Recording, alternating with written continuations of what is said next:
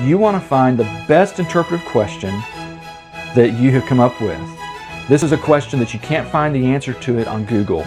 Artificial intelligence cannot help you. This is the type of question that a living human with perspective, with experience, with knowledge of the same information can help you answer that question. Now, you may have an answer, but it's not sufficient.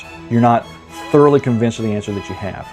And you may have, and a good example of this is in the books of Luke.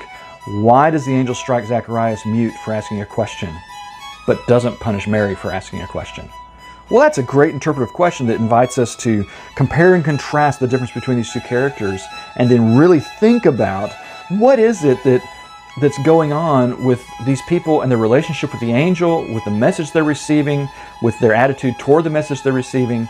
And you can really have a deep conversation with other people about that question, but you can also write about it.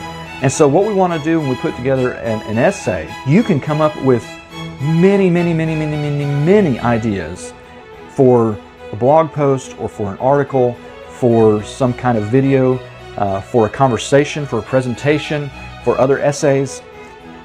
Even though this is a short essay project, you can expand this into a long essay project. So you start with your question. Your thesis is your answer to the question. You have 3 pieces of supporting evidence for that question, and for your answer to the question, and then those turn into 3 separate paragraphs. The first paragraph is whatever your first support for your answer to your thesis question is.